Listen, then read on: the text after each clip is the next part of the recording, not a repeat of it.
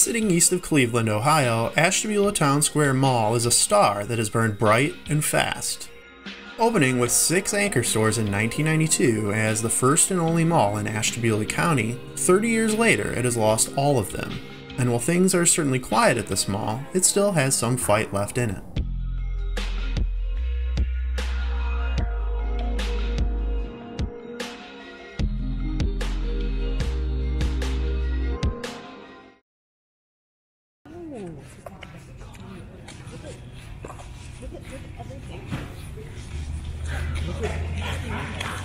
Oh wow, I love that.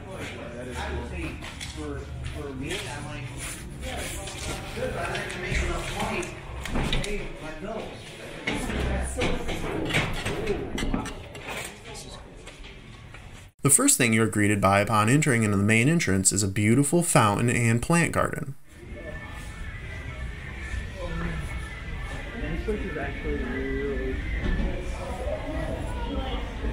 While most malls have been removing their fountains to save money, Ashtabula Town Square actually built this one in 2017.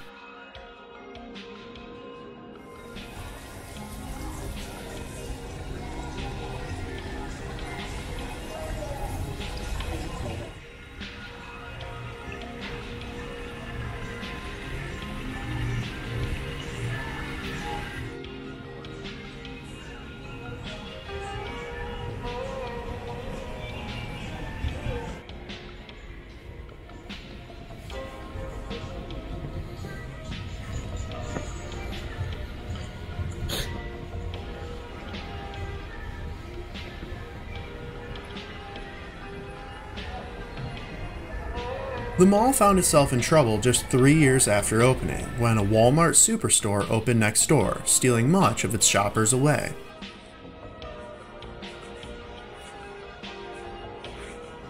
A year earlier, they had already lost one of their original anchors, Carlisle's, which would be replaced by Dillard's.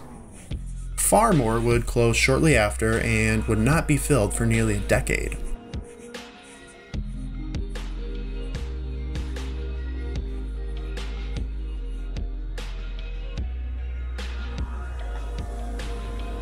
Before it was purchased in 2008, the mall continued to hemorrhage tenants, both in the concourse and anchors. New owners Cafaro Company attempted to rebrand it from the Ashtabula Mall to Ashtabula Town Square, but a new name and renovations didn't fix the problem, and they lost 12 more stores that year.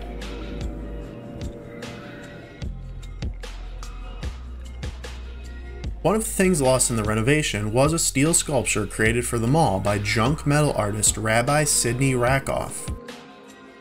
I couldn't find a photo of it, but the piece at this mall was said to be the artist's favorite, a tribute to a construction worker titled "Ready to Work, Need a Job Today."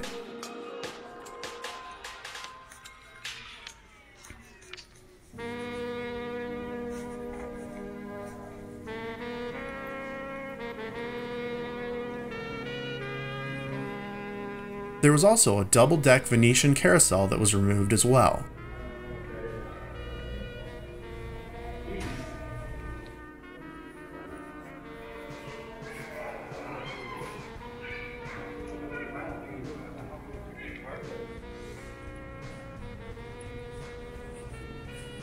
While a lot of malls will sometimes have celebrity appearances for their openings or to draw in shoppers, I was only able to find documentation of one book signing that took place at a gift shop inside here back in 1998.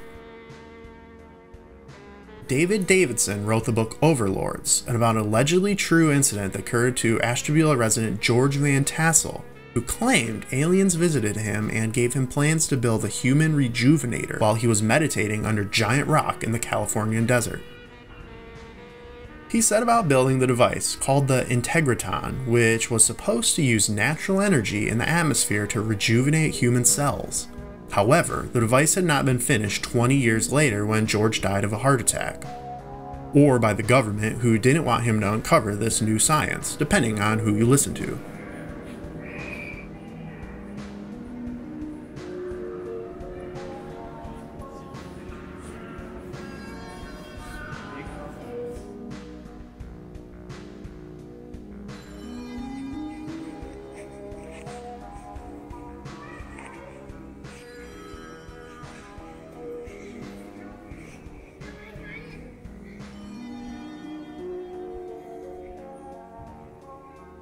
In 2020, JCPenney's would close, leaving the mall devoid of anchor stores. But as I said, all is not lost for Ashtabula Town Square.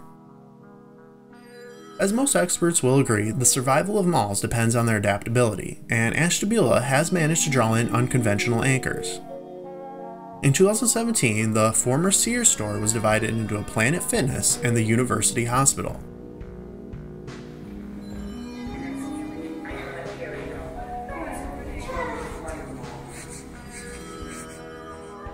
Joann Fabrics, the AMC Theater, Wildlife Dance Studio, and AXI Wholesale and Liquidators all fill the smaller anchor positions, leaving only 2 fully vacant anchors.